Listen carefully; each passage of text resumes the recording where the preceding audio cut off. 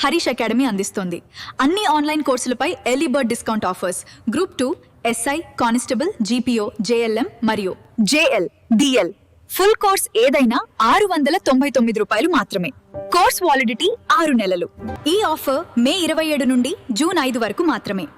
సులభంగా జాబ్ సాధించే విధంగా లెజెండరీ ఫ్యాకల్టీచే రూపొందించబడిన standard and updated online classes. 3 లక్షల మందికి పైగా పర్చేస్ చేసిన ఆన్లైన్ క్లాసెస్. మరెందుకు ఆలస్యం? వెంటనే హరీష్ అకాడమీ యాప్ను డౌన్లోడ్ చేసుకోండి, విజయం సాధించండి.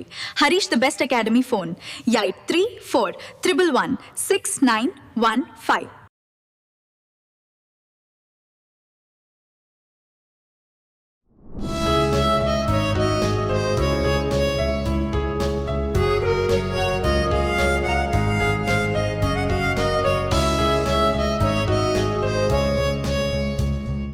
Harish, the best academy.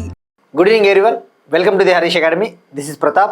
Today we will discuss May 28th, 2026 current affairs in detail. ఇవాళ మన first topic international relations point of వ్యూలో India Canada relations, India Canada సంబంధాలు. 2030 నాటికి ద్వైపాక్షిక వాణిజ్యాన్ని $50 బిలియన్ చేర్చాలని భారత్ కెనడా లక్ష్యం. 2030 కల్లా ఇండియా కెనడా మధ్య ఉన్న ట్రేడ్ని $50 బిలియన్ తీసుకుపోవాలి. $50 బిలియన్ మనము అచీవ్ చేయాలి అని చెప్పేసి టార్గెట్ పెట్టుకున్నాయి ఇండియా కెనడా. మరి ఎక్కడ ఈ నిర్ణయం తీసుకున్నాయి అంటే యూనియన్ మినిస్టర్ పీయూష్ గోయల్ గారు, పరిశ్రమలు మరియు ఇండస్ట్రీల మంత్రి, union commerce and industry minister Piyush Goyal గారు కెనడాలో పర్యటించారు. 3 రోజుల పాటు కెనడాలో పర్యటించారు. కెనడా క్యాపిటల్ అయిన ఒట్టావాలో ఆయన పర్యటించడం జరిగింది. మరి ఈ కాంటెక్స్ట్లో ఇరు దేశాల మధ్య కూడా వాణిజ్యాన్ని మనము పెంచుకోవాలి, బైలేటరల్ ట్రేడ్ని ఇంక్రీజ్ చేసుకోవాలని చెప్పేసి టార్గెట్ పెట్టుకున్నాయి. మరి ప్రెజెంట్ అయితే ఇరు దేశాల మధ్య వాణిజ్యము $17 బిలియన్ ఉంది. ప్రస్తుతం ఇరు దేశాల మధ్య వాణిజ్యం $17 బిలియన్ ఉంది. దీన్ని 2030 కల్లా ట్రిపుల్ చేయాలి, అంటే 3 పెంచాలి. సో తద్వారా $50 బిలియన్ మనము రీచ్ అవ్వాలి అని చెప్పేసి టార్గెట్ పెట్టుకున్నాయి. సో ఎప్పుడైనా ఎగ్జామ్ పాయింట్ ఆఫ్ వ్యూలో మీరు చూస్తే ఈ యొక్క వాణిజ్యం అనేది చాలా ఇంపార్టెంట్ అండి. వివిధ దేశాలతో మన వాణిజ్యం ఎలా ఉందో మనకి ఈ ఎక్స్టర్నల్ ట్రేడ్ అనే ఒక టాపిక్ కిందకి వస్తుంది, విదేశీ వాణిజ్యము. మరి ఇక్కడ మీరు ఫోకస్ చేస్తే కెనడా అంటేనే గుర్తు రావాల్సింది, ఇది G7 కంట్రీ కదా. G7లో 7 కంట్రీస్ ఉంటాయి. అంటే ఏంటి? ఇండస్ట్రియలైజ్డ్ డెవలప్డ్ కంట్రీస్, అభివృద్ధి చెందిన పారిశ్రామిక దేశాలు 7 ఉంటాయి. అందులో కెనడా ఒకటి, నార్త్ అమెరికా కాంటినెంట్లో ఇది దేశము. సో మరి అలానే ఇరు దేశాల మధ్య ఈ సంవత్సరం కల్లా ఒక వాణిజ్య ఒప్పందాన్ని మనం కుదుర్చుకోవాలి అని చెప్పేసి నిర్ణయం తీసుకున్నారు. ఈ ఇయర్లోపు, by this year end, both countries మధ్య ఒక ట్రేడ్ అగ్రిమెంట్ని మనం ఫైనలైజ్ చేసుకోవాలని చెప్పేసి నిర్ణయం తీసుకున్నారు. మరి ఆ యొక్క ట్రేడ్ అగ్రిమెంట్ పేరు వచ్చేసి సెపాగా నిర్ణయించారు. సెపా ఈజ్ నథింగ్ బట్ ఒక స్వేచ్ఛా వాణిజ్య ఒప్పందం, కాంప్రహెన్సివ్ ఎకనామిక్ పార్ట్నర్షిప్ అగ్రిమెంట్ని మనం ఈ సంవత్సరం ఎండ్ కల్లా కుదుర్చుకోవాలి అని చెప్పేసి టార్గెట్ పెట్టుకున్నారు. ప్రస్తుతానికి చర్చలు జరుగుతున్నాయి. మీరు ఎకానమీలో ఈ ట్రేడ్ డీల్స్ పైన చాలా ఫోకస్ చేయాల్సి ఉంటుందండి. మనం ఇటీవల మీరు చూస్తే ఫ్రీ ట్రేడ్ అగ్రిమెంట్స్ చాలా డిస్కస్ చేసుకున్నాం. ఇండియాకి యూరోపియన్ యూనియన్కి మధ్య కుదిరిన అగ్రిమెంట్ కావచ్చు, ఇండియాకి యూకేకి మధ్య కుదిరిన ఫ్రీ ట్రేడ్ అగ్రిమెంటు, ఇండియాకి ఎఫ్టా దేశాల మధ్య కుదిరిన ఒక FTA, ఇండియాకి ఆస్ట్రేలియాకి మధ్య కుదిరిన ఒక అగ్రిమెంటు, ఇండియాకి UAEకి మధ్య కుదిరిన ఒక ఫ్రీ ట్రేడ్ అగ్రిమెంటు, ఇవన్నీ కూడా ఇండియాకి ఒమన్కి మధ్య కుదిరిన ఫ్రీ ట్రేడ్ అగ్రిమెంట్. ఇండియాకి ఒమన్కి మధ్య కుదిరిన స్వేచ్ఛా వాణిజ్య ఒప్పందం ఎప్పటి నుంచి అమల్లోకి వస్తుంది? జూన్ 1, 2026 నుంచి అమల్లోకి వస్తుంది. సో ఎలాగూ ఒకవేళ ట్రేడ్ డీల్ కుదిరిన తర్వాత మనం ఎలాగూ డిస్కస్ చేసుకుంటాం. సో ప్రస్తుతానికైతే ఈ యొక్క ట్రేడ్ టార్గెట్ని మనము గుర్తుపెట్టుకుంటే సరిపోతుంది. నెక్స్ట్ వన్, ఒక important portal, investors support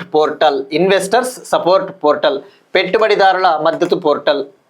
electronics మంత్రిత్వ శాఖ మరియు ఇండియా సెమీకండక్టర్ మిషన్ సంయుక్తంగా ఒక పోర్టల్ని లాంచ్ చేశాయి. ఇన్వెస్టర్స్ సపోర్ట్ అనే ఒక పోర్టల్, తెలుగులో చెప్పాలంటే పెట్టుబడిదారుల మద్దతు పోర్టల్. మరి ఏదైనా ఒక పోర్టల్ న్యూస్లో ఉన్నప్పుడు మనం తెలుసుకోవాల్సింది దాని మెయిన్ ఆబ్జెక్టివ్, ముఖ్య ఉద్దేశం ఏంటి, రైట్? ఈ పోర్టల్ ముఖ్య ఉద్దేశము ఇండియాలోని సెమీకండక్టర్ రంగంలో ఎవరైతే ఇన్వెస్ట్మెంట్స్ పెట్టుబడులు పెడతారో వాళ్ళకు అవసరమైన మద్దతును అందించాలి, అలానే వాళ్ళకి అవసరమైన సులభతరమైన వాణిజ్యాన్ని అందించాలి అన్నదే ఈ యొక్క పోర్టల్ ముఖ్య ఉద్దేశం. ఈ పోర్టల్ మెయిన్ ఆబ్జెక్టివ్ ఇండియాలోని సెమీకండక్టర్ ఇండస్ట్రీలో ఎవరైతే ఇన్వెస్ట్మెంట్స్ పెడతారో వాళ్ళకి సపోర్ట్ ఇవ్వాలి, వాళ్ళకి ఈజ్ ఆఫ్ డూయింగ్ బిజినెస్ని మనము ప్రొవైడ్ చేయాలి. అంటే ఏంటి, వాళ్ళు ఆ యొక్క వ్యాపారం చేసుకోవాలంటే ఎటువంటి ఇబ్బందులు కల్పించకూడదు. దాన్ని ఈజ్ ఆఫ్ డూయింగ్ బిజినెస్ అంటారు. గతంలో world bank ease of doing business రిపోర్ట్ని విడుదల చేసేది గతంలో. అయితే ప్రస్తుతానికైతే అది డిస్కంటిన్యూ చేసింది వరల్డ్ బ్యాంక్, దాన్ని ఇప్పుడు విడుదల చేయడం లేదు. Is of doing business report అంటే మనకు గుర్తురావాల్సింది జనరల్గా వరల్డ్ బ్యాంక్. మరి ఇక్కడ మీరు ఫోకస్ చేస్తే ఇండియా సెమీకండక్టర్ మిషన్ ఏ మంత్రిత్వ శాఖ కింద ఉంటుంది? మీటీ అంటే electronics and information technology ministry of electronics and information technology. ఎవరున్నారు మంత్రిగా? అశ్విని వైష్ణవ్ గారు. మరి ఈ పోర్టల్లో భాగంగా ఆ యొక్క పెట్టుబడిదారులకు ఇన్వెస్టర్స్కి అవసరమైన సమాచారాన్ని అత్యంత పారదర్శకంగా అందించడం జరుగుతుంది. ఇది ఒక సింగిల్ విండో పోర్టల్ అని చెప్పవచ్చు. అంటే అంతా సమాచారం అంతా ఈ పోర్టల్లోనే అందుబాటులో ఉంటుంది. రైట్. మరి ఇక మీరు చూస్తే ఆల్రెడీ ఇండియా సెమీకండక్టర్ రంగంలో చాలా ముందుకు దూసుకొని పోతా ఉందని చెప్పేసి కూడా తెలుసుకున్నాం. ఇండియా సెమీకండక్టర్ మిషన్ని ఎలక్ట్రానిక్స్ మినిస్ట్రీ 2021లో లాంచ్ చేసింది. 76,000 crore ఇన్వెస్ట్మెంట్తో, 76,000 కోట్ల పెట్టుబడితో. మరి ఈ ఇండియా సెమీకండక్టర్ మిషన్ కింద ఆల్రెడీ 12 ఫ్యాబ్రికేషన్ మరియు ప్యాకేజింగ్ ప్రాజెక్టులకు, అలానే 24 సెమీకండక్టర్ డిజైన్ ప్రాజెక్టులకు ఆమోదం తెలపడం జరిగింది. ఈ ఇండియా సెమీకండక్టర్ మిషన్ కింద already 12 fabrication and packaging projects మరియు 24 సెమీకండక్టర్ డిజైన్ ప్రాజెక్ట్స్కి గవర్నమెంట్ అప్రూవల్ ఇచ్చింది, ఆమోదం తెలిపింది. ఇక్కడ మనం ఇటీవల కాలంలో చాలా డిస్కస్ చేసుకున్నామండి. సెమీకండక్టర్కి సంబంధించి మొన్ననే రీసెంట్గా యూపీఎస్సీ ప్రిలిమ్స్ 2026లో అడిగిన ధ్రువ్ 64 భారతదేశపు మొట్టమొదటి స్వదేశీ 1.0 GHz మైక్రో ప్రాసెసర్ గురించి డిస్కస్ చేసుకున్నాం. India's first indigenous 1.0 GHz micro processor. ఇటువంటివన్నీ కూడా మీకు ఐడియా ఉండాలి. మరి భారతదేశపు మొట్టమొదటి స్వదేశీ సెమీకండక్టర్ ఫ్యాబ్రికేషన్ ప్లాంట్ని గుజరాత్లోని ధొలేరాలో ఏర్పాటు చేయబోతా ఉన్నారని చెప్పేసి తెలుసుకున్నాం.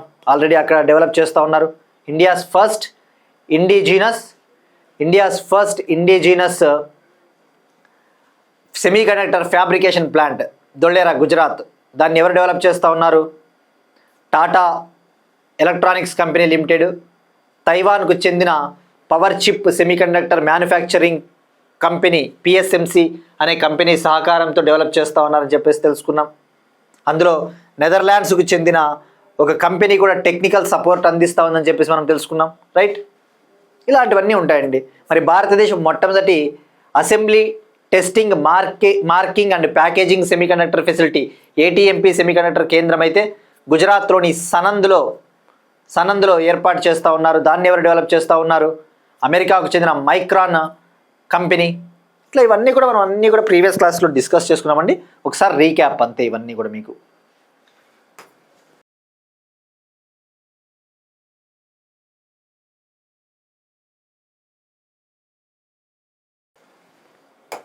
నెక్స్ట్ వన్ ఒక ఇంపార్టెంట్ స్కీమ్ అండి, states current affairs. West Bengal government Annapurna Yojana అనే స్కీమ్ను June 1, 2026 నుంచి అమలు చేయబోతా ఉంది. వెస్ట్ బెంగాల్ గవర్నమెంట్ అన్నపూర్ణ యోజన అనే స్కీమ్ని June 1, 2026 నుంచి అమలు చేయబోతా ఉంది. మరి ఈ స్కీమ్ ముఖ్య ఉద్దేశం ఏంటి? మహిళలకు ఆర్థిక సహాయం అందించే ఒక పథకము, ఉమెన్ని ఫినాన్షియల్గా ఎంపవర్ చేసే ఒక స్కీమ్. మరి ఈ స్కీమ్లో భాగంగా ఎలిజిబుల్ ఉమెన్, ఈ స్కీమ్లో భాగంగా అర్హులైన మహిళలందరికీ ప్రతి నెల 3,000 రూపాయలు ఆర్థిక సహాయము డైరెక్ట్గా వాళ్ళ యొక్క బ్యాంక్ అకౌంట్లలోకి ప్రభుత్వం అందిస్తుంది. ఈ స్కీమ్ కింద ఎలిజిబుల్ ఉమెన్ ఎవరైతే ఉంటారో డైరెక్ట్గా వాళ్ళ బ్యాంక్ అకౌంట్స్లోకి ఎవ్రీ మంత్ 3,000 రూపీస్ ఫైనాన్షియల్ అసిస్టెన్స్ని డైరెక్ట్ బెనిఫిట్ ట్రాన్స్ఫర్ ద్వారా ట్రాన్స్ఫర్ చేస్తుంది వెస్ట్ బెంగాల్ గవర్నమెంట్. మరి మనం ఇటీవల ఒక టాపిక్ డిస్కస్ చేసుకున్నాం, అన్నపూర్ణ బందర్ యోజన. గతంలో వెస్ట్ బెంగాల్లో తృణమూల్ కాంగ్రెస్ అధికారంలో ఉన్నప్పుడు అర్హులైన మహిళలకి, ఎలిజిబుల్ ఉమెన్కి ఎవ్రీ మంత్ ఆర్థిక సహాయం అందించేది ఇలానే. ఆ స్కీమ్ పేరు లక్ష్మీర్ బందర్ యోజన. ఇప్పుడు ఆ లక్ష్మీర్ బందర్ యోజన స్థానంలో అన్నపూర్ణ యోజనని తీసుకొని రాబోతా ఉంది వెస్ట్ బెంగాల్ గవర్నమెంట్. లక్ష్మీర్ బందర్ యోజన ప్లేస్లో ఇది రాబోతా ఉంది. ఇక్కడ యాక్చువల్లీ దీని పేరు ఫస్ట్ అన్నపూర్ణ బందర్ యోజన అనుకున్నారు. మనం అది కూడా డిస్కస్ చేసుకున్నాం. అన్నపూర్ణ బందర్ యోజన కింద ప్రతి నెల మహిళకు 3,000 రూపాయలు అని చెప్పేసి మనం డిస్కస్ చేసుకున్నాం. అయితే ఇప్పుడు దాని పేరు మార్చారు, అన్నపూర్ణ యోజనగా పేరు మార్చారు. సో అప్డేట్ వచ్చింది కాబట్టి మనం కూడా అప్డేట్ చేసుకోవాలి. సో అప్డేటెడ్ పేరు ఏంటండి? అన్నపూర్ణ బందర్ యోజన. అప్డేటెడ్ పేరు అన్నపూర్ణ యోజన. ఒకవేళ ఆప్షన్లలో అన్నపూర్ణ యోజన ఇవ్వకోకుండా అన్నపూర్ణ బందర్ యోజన ఇచ్చాడు అనుకోండి, ఇది కూడా కరెక్ట్ అవుతుంది. Depends upon options. మరి ఎలిజిబుల్ ఉమెన్ ఎవరు ఉంటారు? 25 to 60 years, 25 నుంచి 60 ఏళ్ళ మహిళలు. అది కూడా గవర్నమెంట్ ఎంప్లాయీసు, ట్యాక్స్ కట్టే మహిళలు, వాళ్ళైతే ఇందులో అర్హులు కారు, వాళ్ళు ఎలిజిబుల్ కాదు. ఇక వెస్ట్ బెంగాల్ చీఫ్ మినిస్టర్గా సువేందు అధికారి. వెస్ట్ బెంగాల్లో first time BJP government form అయింది ఇండిపెండెన్స్ వచ్చిన తర్వాత. వెస్ట్ బెంగాల్కి ఫస్ట్ బీజేపీ చీఫ్ మినిస్టర్గా సువేందు అధికారి ఎలక్ట్ అయ్యాడు అని చెప్పేసి కూడా తెలుసుకున్నాం. ఇక ఇక్కడ చెప్పిందంతా కూడా జస్ట్ ఇంగ్లీష్లో ఉందండి. లక్ష్మీర్ బందర్ స్కీమ్ కింద ఎవరైతే అర్హులు ఉన్నారో ఇప్పుడు వాళ్ళంతా కూడా అన్నపూర్ణ యోజన కిందకి మారుతారు అంతే వాళ్ళు. Next one, uniform civil code బిల్లును పాస్ చేసిన Assam assembly. Uniform civil code బిల్లును పాస్ చేసిన Assam assembly. Assam assembly uniform civil code Assam bill 2026ని పాస్ చేసింది. మరి యూనిఫామ్ సివిల్ కోడ్ అంటే ఏంటి? తెలుగులో చెప్పాలంటే ఉమ్మడి పౌర స్మృతి. మనం చాలాసార్లు డిస్కస్ చేసుకున్నామండి ఈ టాపిక్స్, ఇటువంటివి పాలిటీలో ఇంపార్టెంట్ మనకి. ఉమ్మడి పౌర స్మృతి అంటే ఏంటి? యూనిఫామ్ సివిల్ కోడ్ ప్రతి పౌరుడికి కూడా మతంతో సంబంధం లేకుండా, కులంతో సంబంధం లేకుండా ఒకే చట్టం ఉండాలి. ఇప్పుడు మనం చూస్తే ఇండియాలో వివిధ మతాలలో ఒక్కొక్క చట్టం ఉంటుంది, ఒక్కొక్క దానికి సంబంధించి ఒక్కొక్క చట్టము. అంటే ఉదాహరణకు వివాహానికి సంబంధించి కావచ్చు, ఆస్తి హక్కులకు సంబంధించి కావచ్చు, విడాకులకు సంబంధించి కావచ్చు, వివిధ రకాల చట్టాలు, వివిధ రకాల లాస్ ఉన్నాయి ఇండియాలో. డిఫరెంట్ రిలీజియన్ పీపుల్కి డిఫరెంట్ లాస్, డిఫరెంట్ యాక్ట్స్ ఉన్నాయి రిగార్డింగ్ డివోర్స్, మ్యారేజ్, ఇన్హెరిటెన్స్ అంటే ఈ యొక్క వారసత్వ ఆస్తులు ఉంటాయి కదా అవి. మరి అలాంటప్పుడు అందరికీ కూడా ఒకే చట్టం ఉండాలి, ఒకే కామన్ లా ఉండాలి అని చెప్పేసి Part 4 of the Indian constitution, భారత రాజ్యాంగంలో 4వ part, directive principles of state policy, ఆదేశిక సూత్రాల్లో ఆర్టికల్ 44 ఏం చెప్తుంది? స్టేట్ అనేది ప్రతి పౌరుడికి కూడా ఒకే సివిల్ లా ఉండేలా తీసుకురావాలి, దానికోసం కృషి చేయాలి అని చెప్పేస్తుంది. State should strive for the implementation of uniform civil code అని చెప్తుంది article 44, Part 4 of the constitution. మరి భారతదేశానికి స్వాతంత్రం వచ్చిన తర్వాత యూనిఫామ్ సివిల్ కోడ్ని అమలు చేసిన మొట్టమొదటి రాష్ట్రం అంటే ఉత్తరాఖండ్. మనం డిస్కస్ చేసుకున్నాం. India's first state to implement uniform civil code after independence Uttarakhand. మరి సెకండ్ ఏది? గుజరాత్. మనం డిస్కస్ చేసుకున్నాం గుజరాత్. ఇప్పుడు థర్డ్ అస్సాం. మరి ఈ యొక్క యూనిఫామ్ సివిల్ కోడ్ని అమలు చేయబోతున్న మొట్టమొదటి నార్త్ ఈస్ట్ రాష్ట్రము అంటే అస్సాం. రైట్. మరి భారతదేశానికి స్వాతంత్రం రాకముందే ఏ రాష్ట్రము యూనిఫామ్ సివిల్ కోడ్ని అమలు చేసిందంటే Goa. First state in India to implement uniform civil code prior to the independence. స్వతంత్రం రాకముందే ఎవరు అమలు చేశారు అంటే గోవా. పోర్చుగీస్ వాళ్ళు గోవా యూనిఫామ్ సివిల్ కోడ్ని తీసుకొని వచ్చారు అప్పట్లో. సో మనకి ఈ ఆర్టికల్ గుర్తుపెట్టుకోండి, ఆర్టికల్ 44. ఇక అలానే union home minister Amit Shah గారు యూనిఫామ్ సివిల్ కోడ్ నుంచి ఆల్ ట్రైబ్స్ అన్ని రకాల గిరిజన తెగల్ని మినహాయించారు. యూనిఫామ్ సివిల్ కోడ్ అనేది ఆల్ ట్రైబ్స్ అన్ని రకాల గిరిజన తెగలకి ఇక వర్తించదు, గిరిజన తెగలకి వర్తించదు అని చెప్పేసి వాళ్ళని మినహాయించారు. ఎందుకంటే కొన్ని రకాల గిరిజన తెగలలో పాలిగమి అనేది లీగల్, అంటే బహుభార్యత్వం అనేది అక్కడ చెల్లుతుంది కొన్ని రకాల గిరిజన తెగలలో. మరి అలాంటప్పుడు వాళ్ళకి యూనిఫామ్ సివిల్ కోడ్ని వర్తింపజేయడం కరెక్ట్ కాదని చెప్పేసి కూడా గవర్నమెంట్ ఆఫ్ ఇండియా నిర్ణయం తీసుకునింది. సో గుర్తుపెట్టుకోండి, all tribal communities are exempted from uniform civil code as per the government of India notification. Exempt అంటే వాళ్ళని మినహాయించారు, ఎగ్జెంప్ట్. ఇక అస్సాం అసెంబ్లీలో ఎంత మెంబర్స్, ఎంత ఎమ్మెల్యేలు అండి మనం డిస్కస్ చేసుకున్నాం. 126. అస్సాం చీఫ్ మినిస్టర్గా హిమంత బిశ్వ శర్మ ఎన్నికయ్యాడు అని చెప్పేసి కూడా మనం తెలుసుకున్నాం. ఇటీవలే అక్కడ ఎన్డీఏ గవర్నమెంట్ అధికారంలోకి వచ్చిందని చెప్పేసి. Next one, Andhra Pradesh current affairs. Andhra Pradesh government farm to home అనే ఒక ప్రాజెక్టుని అమలు చేయబోతా ఉంది రాష్ట్ర వ్యాప్తంగా.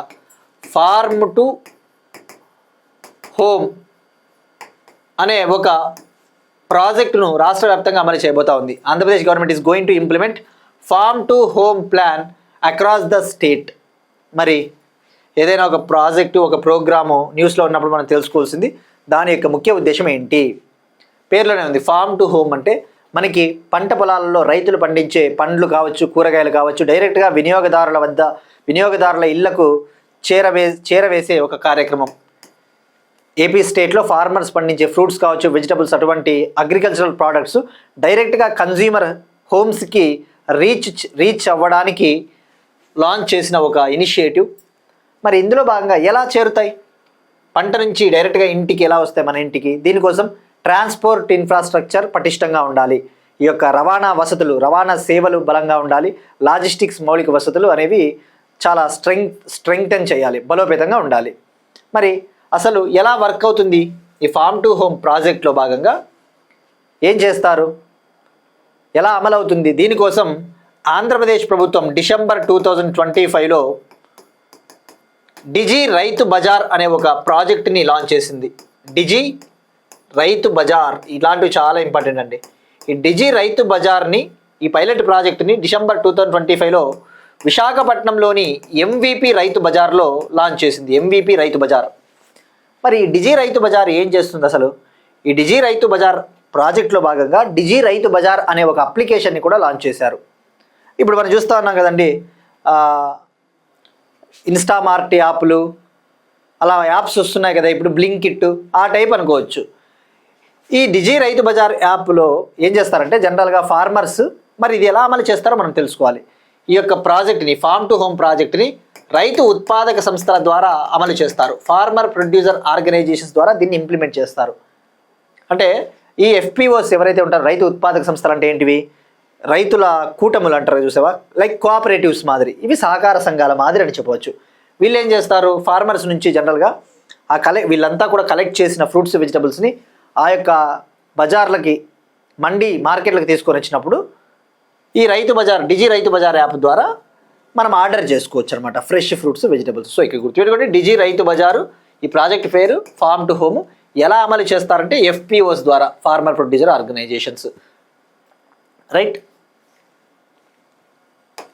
మీరు ఇక్కడ చూస్తే మనము అలానే చీఫ్ మినిస్టర్ చంద్రబాబు నాయుడు గారు ఆంధ్రప్రదేశ్లోని 90 నియోజకవర్గాలలో రైతు బజార్లను ఆధునీకరించాలి అని చెప్పేసి ఆర్డర్స్ జారీ చేశారు. డిజి రైతు బజార్ యాప్ని ప్రమోట్ చేయాలని చెప్పేసి చెప్పారు. సో గుర్తుపెట్టుకోండి, డిసెంబర్ 2025లో ఫస్ట్ టైం ఆంధ్రప్రదేశ్లో ఏపీ మార్కెటింగ్ డిపార్ట్మెంటు డిజి రైతు బజార్ని లాంచ్ చేసింది విశాఖపట్నంలో. ఇది మనకి చాలా ఇంపార్టెంట్, డైరెక్ట్గా అడుగుతాడు యాప్ పేరు. Next one, Telangana current affairs. మహిళా సూపర్ బజార్లు. తెలంగాణ గవర్నమెంట్ మహిళా సూపర్ బజార్లను ఏర్పాటు చేయబోతా ఉంది. మనం చూస్తూ ఉన్నాం, ఇటీవల కాలంలో తెలంగాణ గవర్నమెంట్ ఉమెన్ ఎంపవర్మెంట్ కోసం, మహిళల చైతన్యం కోసం వివిధ రకాల కార్యక్రమాలు తీసుకొని వస్తూ ఉంది. ఇందులో భాగంగా ఇప్పుడు మహిళా సూపర్ బజార్లను ఏర్పాటు చేయడానికి తెలంగాణ ప్రభుత్వం ల్యాండ్ని కేటాయించబోతా ఉంది.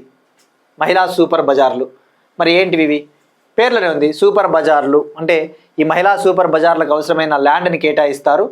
అందులో నిర్మించబోయే రైస్ మిల్స్ కావచ్చు, లాజిస్టిక్స్ హబ్స్ కావచ్చు, గోడౌన్స్, వీటిని నిర్మించే బాధ్యత మహిళా స్వయం సహాయక సంఘాలకు తెలంగాణ ప్రభుత్వం అప్పచెబుతుంది. ఈ మహిళా సూపర్ బజార్లలో భాగంగా ఏర్పాటు చేయబోయే rice mills, logistics hubs, godowns construction responsibility ఎవరికి ఇస్తారంటే ఉమెన్ సెల్ఫ్ హెల్ప్ గ్రూప్స్. అంటే ఏంటి, ఆ నిర్మాణ బాధ్యతను వాళ్ళకి అప్పగిస్తారు.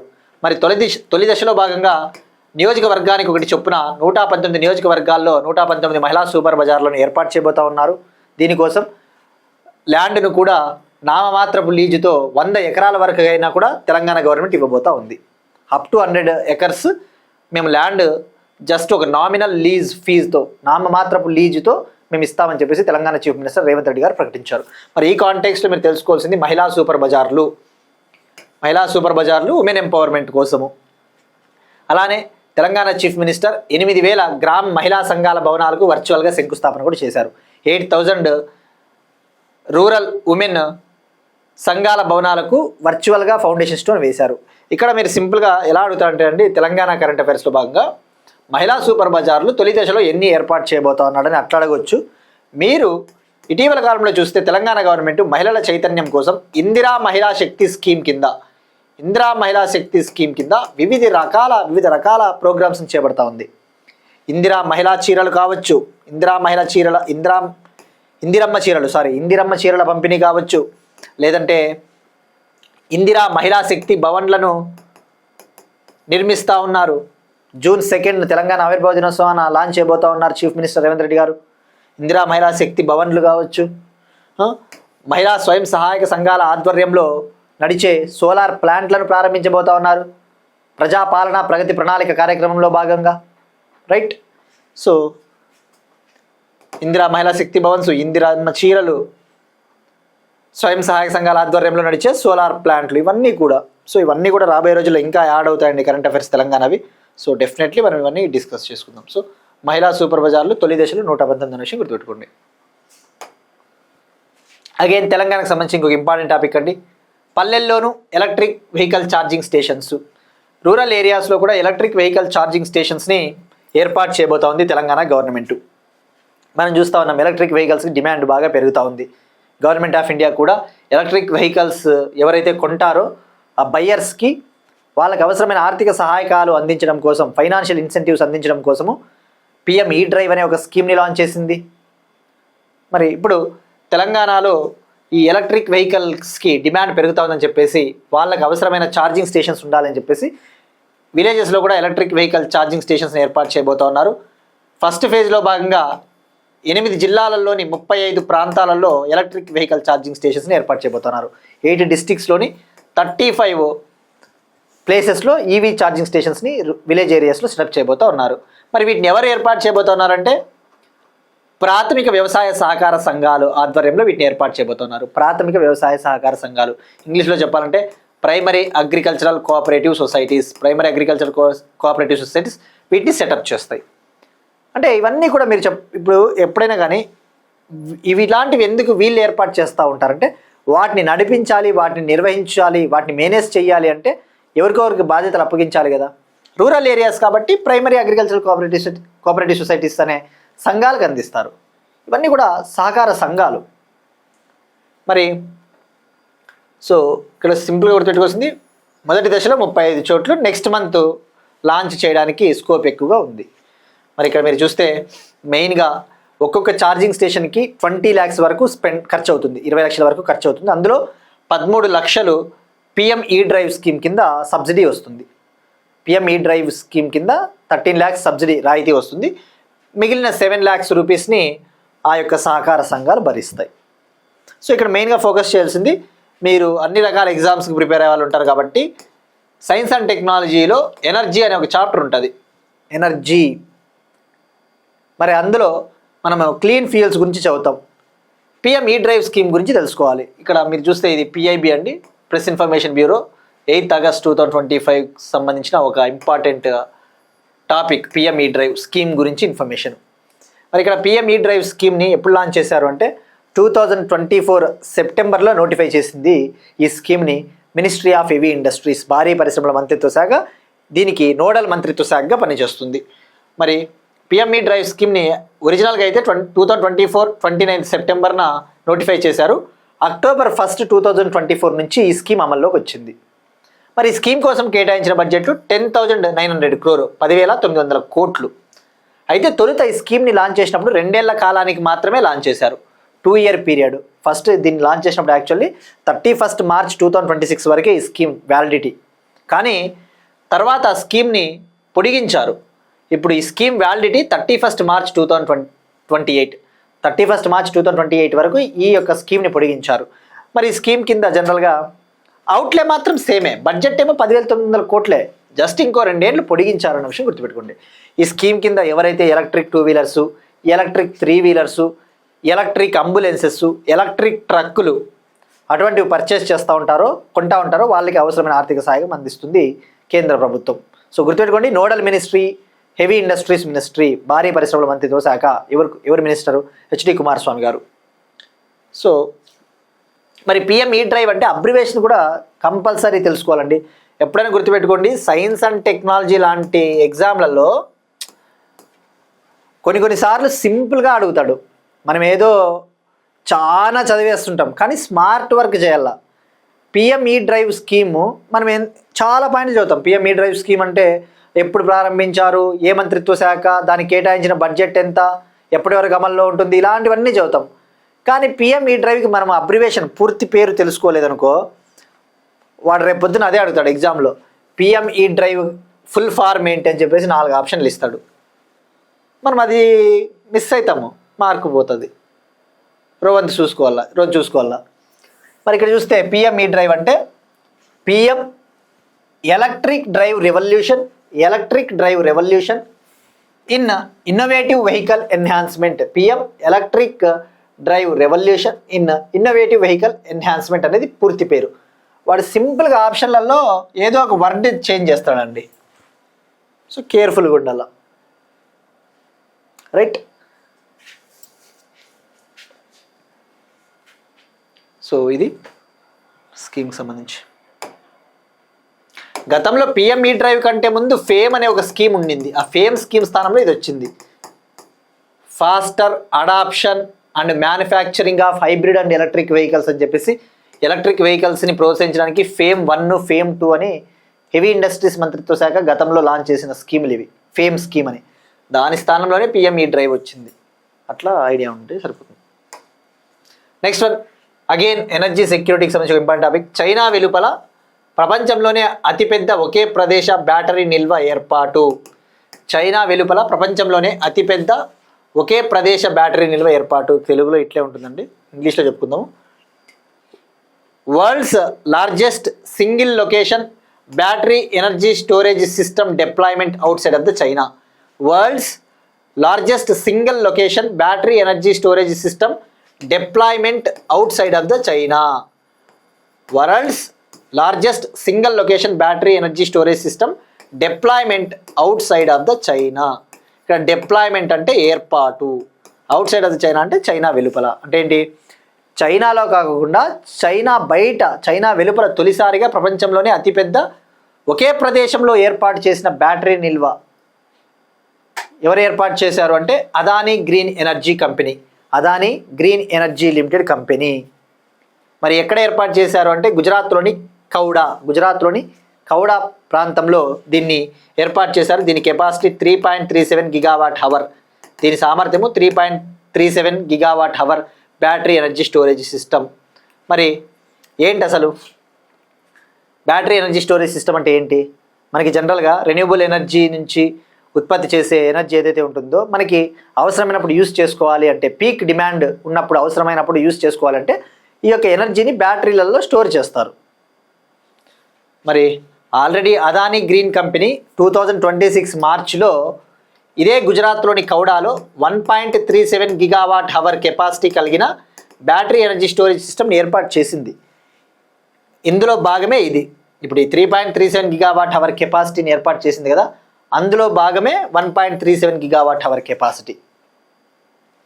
సో ఎక్కడ ఏర్పాటు చేశారంటే గుజరాత్ కౌడా. మరి అదానీ కంపెనీ చూస్తే not only data centers, renewable energy side కూడా మూవ్ అవుతూ ఉంది.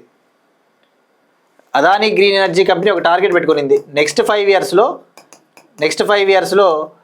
50 గిగావాట్ హవర్ల బ్యాటరీ ఎనర్జీ స్టోరేజ్ సిస్టమ్ సామర్థ్యాన్ని సాధించాలి. రాబోయే 5 ఏళ్లలో 50 gigawatt hour battery energy storage system కెపాసిటీని అచీవ్ చేయాలని చెప్పేసి అదానీ గ్రీన్ కంపెనీ టార్గెట్ పెట్టుకునింది. Next one, science and technology సంబంధించిన ఇంపార్టెంట్ టాపిక్. ఆస్ట్రోఫిజిక్స్కి సంబంధించి, ఖగోళ శాస్త్రానికి సంబంధించిన కరెంట్ అఫైర్. 12.6 బిలియన్ సంవత్సరాల పురాతన గెలాక్సీ క్లస్టర్ను కనుగొన్న భారతీయ శాస్త్రవేత్త. 12.6 బిలియన్ సంవత్సరాల పురాతన గెలాక్సీ క్లస్టర్ను కనుగొన్న భారతీయ శాస్త్రవేత్త. Indian scientist 12.6 billion year old galaxy క్లస్టర్ను, ఒక ఏన్షియంట్ గెలాక్సీ క్లస్టర్ను డిస్కవర్ చేశాడు. మరి ఆ ఇండియన్ సైంటిస్ట్ పేరు ఎవరు అంటే, పేరేంటి అంటే రొనాల్డో లైష్రమ్. ఇతను జపాన్లోని నేషనల్ ఆస్ట్రోనామికల్ అబ్జర్వేటరీలో సైంటిస్ట్గా పనిచేస్తూ ఉన్నాడు. నేషనల్ ఆస్ట్రోనామికల్ అబ్జర్వేటరీ ఆఫ్ జపాన్లో ఆస్ట్రోఫిజిసిస్ట్గా పనిచేస్తూ ఉన్నాడు. ఖగోళ భౌతిక శాస్త్రవేత్తగా పనిచేస్తున్నాడు. మరి ఇక్కడ మీరు ఫోకస్ చేయాల్సింది, మరి అదొక గెలాక్సీ అంటే ఏంటి, మన యొక్క సోలార్ సిస్టంలో గెలాక్సీలు ఇవన్నీ ఉంటాయి కదా, పాలపుంతలు ఇవన్నీ. సో ఇది ఒక క్లస్టర్. దీన్ని సిటీ ఆఫ్ గెలాక్సీస్గా కూడా పిలుస్తారు. సిటీ ఆఫ్ గెలాక్సీస్ అంటే క్లస్టర్ అంటే పాలపుంతల సముదాయం అనుకోవచ్చు. సముదాయము ఇక్కడ మీరు చూస్తే ఇలా ఉంది.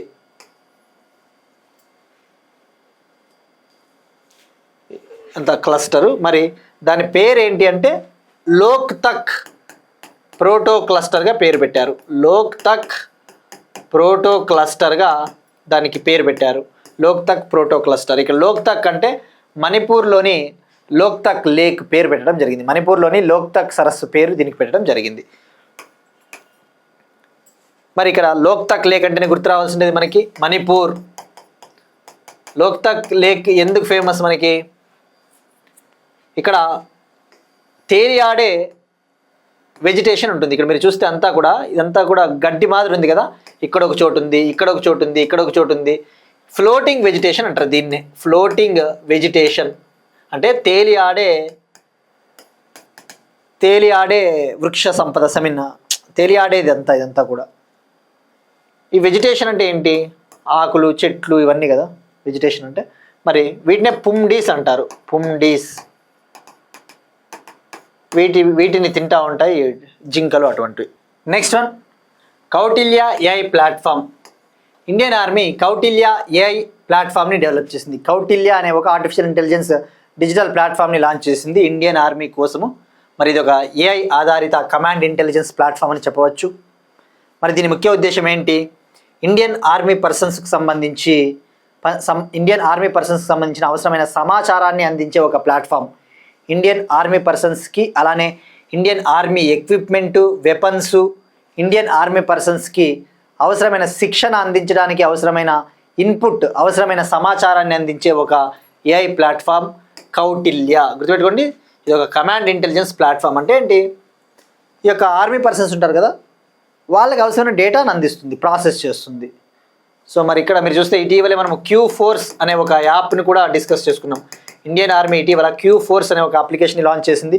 దీని ముఖ్య ఉద్దేశం ఇండియన్ ఆర్మీకి చెందిన లాజిస్టిక్స్ మౌలిక వసతులు ఏవైతే ఉంటాయో, ఈ యొక్క మౌలిక వసతులు ఉంటాయి కదా, ట్రాన్స్పోర్ట్ మౌలిక వసతులు, వాటి మధ్య సమన్వయం సాధించడానికి Q-Force అనే ఒక యాప్ని కూడా లాంచ్ చేసిందని చెప్పేసి తెలుసుకున్నాం.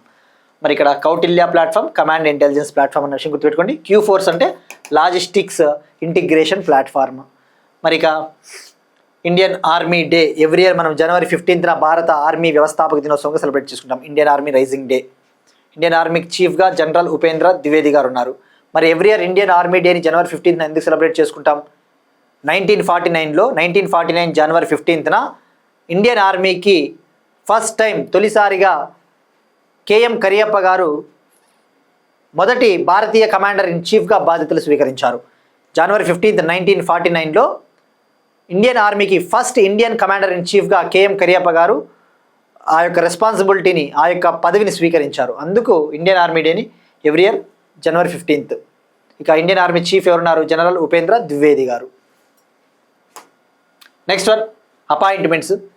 NCB చీఫ్గా అనురాగ్ గార్గ్ పదవీకాల పొడిగింపు.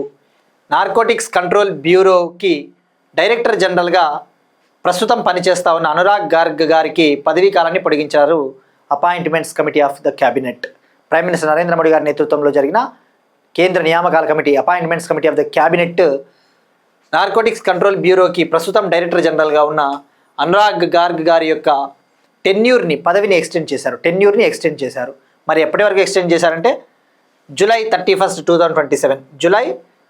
2027 వరకు పొడిగించారు. ప్రస్తుతం ఈయన IPS ఆఫీసర్. ఈయన 1993 బ్యాచ్కి చెందిన Himachal Pradesh cadre IPS officer. మరి నార్కోటిక్స్ కంట్రోల్ బ్యూరో అంటేనే మనం చాలాసార్లు డిస్కస్ చేసుకున్నాం. ఇండియాలో డ్రగ్ నెట్వర్క్, మత్తు పదార్థాలపైన వాటిపైన అటాక్స్ చేస్తుంటుంది, వాటిని నాశనం చేసే పనిలో ఉంటుంది. మినిస్ట్రీ ఆఫ్ హోమ్ అఫైర్స్ కింద ఉంటుంది. ఇటీవలే ఆపరేషన్ రేజ్ పిల్ అని చెప్పేసి కూడా మనం డిస్కస్ చేసుకున్నాం. ఆపరేషన్ రేజ్ పిల్ అనే ఒక ఆపరేషన్ ఈ నార్కోటిక్స్ కంట్రోల్ బ్యూరో నిర్వహించింది. ఇందులో భాగంగా ఇంటర్నేషనల్ డ్రగ్ ట్రాఫికింగ్ నెట్వర్క్ పైన అటాక్స్ చేసింది. ఇందులో భాగంగా క్యాప్టగన్ అనే ఒక డ్రగ్ని సీజ్ చేసింది. క్యాప్టగన్ అనే ఒక డ్రగ్, దాని పేరే జిహాదీ డ్రగ్గా కూడా పిలుస్తారు దాన్ని. సో ఇవన్నీ కూడా అంటే బేసిక్ థింగ్స్ మనం చాలాసార్లు డిస్కస్ చేసుకున్నామండి. ఎవరైతే కంటిన్యూస్గా వింటూ ఉంటారో ఈజీగా అవి మైండ్లోకి స్ట్రైక్ అవుతాయి నేను చెప్పకపోయినా. మరి నార్కోటిక్స్ కంట్రోల్ బ్యూరో ఎప్పుడు ఏర్పాటైందంటే 1986. మినిస్ట్రీ ఆఫ్ హోమ్ అఫైర్స్ కింద ఉంటుంది. హెడ్ క్వార్టర్స్ న్యూఢిల్లీ అనే విషయం గుర్తుపెట్టుకోండి. Next one persons in news, వార్తల్లో వ్యక్తులు. భారత మాజీ ఒలింపిక్ షూటర్ రాజా రణధీర్ సింగ్ కన్నుమూత. Indian former Olympic shooter Raja Randhir Singh గారు మరణించారు. 17 years ఏజ్లో ఆయన చనిపోయారు. మరి ఇక్కడ ఈయన ఏ స్టేట్ చెందినవారు అంటే పంజాబు. ఈయన ఇండియా తరపున 5 times ఒలింపిక్స్లో పాల్గొన్నారు, 5 సార్లు ఒలింపిక్స్లో పాల్గొన్నారు. మరి ఈయన ప్రాముఖ్యత ఏంటి, ఈయన సిగ్నిఫికెన్స్ వచ్చేసి ఆసియా గేమ్స్లో ఇండియాకి గోల్డ్ మెడల్ అందించిన ఫస్ట్ ఇండియన్ షూటర్. ఆసియన్ గేమ్స్లో ఇండియాకి గోల్డ్ మెడల్ అందించిన ఫస్ట్ ఇండియన్ షూటరు. ఎప్పుడు అందించాడు ఆసియన్ గేమ్స్ గోల్డ్ మెడల్ అంటే 1978లో. ఇక అలానే 5 ఒలింపిక్స్లో పాల్గొన్నాడు. 1968 Mexico Olympics, 1972 Munich Olympics, 1976 Montreal Canada Olympics, 1980 Moscow Russia Olympics, 1984 Los Angeles America Olympics. But anyway 5 Olympics అని గుర్తుపెట్టుకోండి. 1979లో అర్జున అవార్డు వచ్చింది ఈయనకి, అర్జున అవార్డు. ఇక మెయిన్ ఏంటంటే ఈయనకు ప్రాముఖ్యత ఏంటంటే ఒలింపిక్ కౌన్సిల్ ఆఫ్ ఆసియాకి ప్రెసిడెంట్గా పనిచేసిన మొట్టమొదటి భారతీయుడు. ఒలింపిక్ కౌన్సిల్ ఆఫ్ ఏసియాకి ప్రెసిడెంట్గా యాక్ట్ చేసిన ఫస్ట్ ఇండియన్, దానికి అధ్యక్షుడిగా పనిచేశారు. ఎప్పుడు పనిచేశారు అంటే 2024లో పనిచేశారు. అలానే ఇండియన్ ఒలింపిక్ అసోసియేషన్కి సెక్రటరీగా కూడా పనిచేశారు. సో గుర్తుపెట్టుకుంటే సరిపోతుంది మనకి పంజాబ్. ఇక ఇవాళ క్వశ్చన్ అంటే మనం డిస్కస్ చేసిన టాపిక్ పిఎం అజయ్ పోర్టల్ని ఏ మంత్రిత్వ శాఖ లాంచ్ చేసింది, ఇటీవల డిస్కస్ చేసుకున్నాం, ఇది ట్రై చేయండి. ఇక సంసద్ రత్న అవార్డ్స్ 2026 ఈ అవార్డ్స్ని ఐఐటి మద్రాసుకు చెందిన ప్రైమ్ పాయింట్ ఫౌండేషన్ అనే సంస్థ ఎవ్రీ ఇయర్ ఇస్తుంది. పార్లమెంటులో ఎవరైతే బెస్ట్ పర్ఫార్మెన్స్ ఇస్తారో ఎంపీలు అలానే పార్లమెంటరీ కమిటీలకు ఈ అవార్డులు ఇవ్వడం జరుగుతుంది. మరి సంసద్ అవార్డ్స్ 2026 12 ఎంపీస్కి 4 పార్లమెంటరీ కమిటీలకి ఈ అవార్డ్స్ ఇవ్వడం జరిగింది. ప్రైమ్ పాయింట్ ఫౌండేషన్ సంస్థ 2010లో ఈ అవార్డ్స్ని ప్రవేశపెట్టింది. డాక్టర్ ఏపీజే అబ్దుల్ కలాం గారి టీచింగ్స్ స్ఫూర్తితో ఈ అవార్డ్స్ని ఏర్పాటు చేశారు. 2010లో చెన్నైలో ఈ అవార్డుల్ని ఫస్ట్ టైం ప్రజెంట్ చేశారు ఏపీజే అబ్దుల్ కలాం గారు. ఇవి వాటి కరెంట్ అఫైర్స్ అండి. మనం ఒకసారి క్విక్గా రీక్యాప్ చూద్దాం.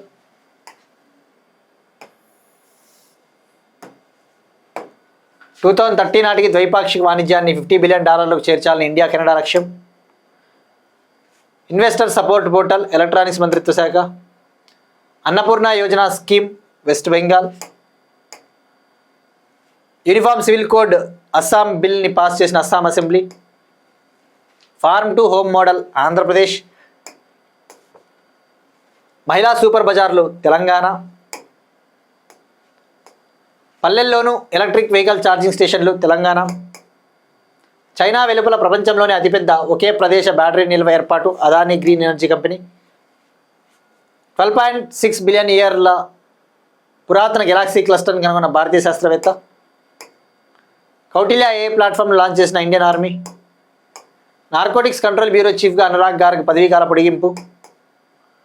భారత మాజీ ఒలింపిక్ షూటర్ రాజా రణధీర్ సింగ్ కన్నుమూత. That's it. These are today's current affairs. We'll meet you again tomorrow and thank you everyone.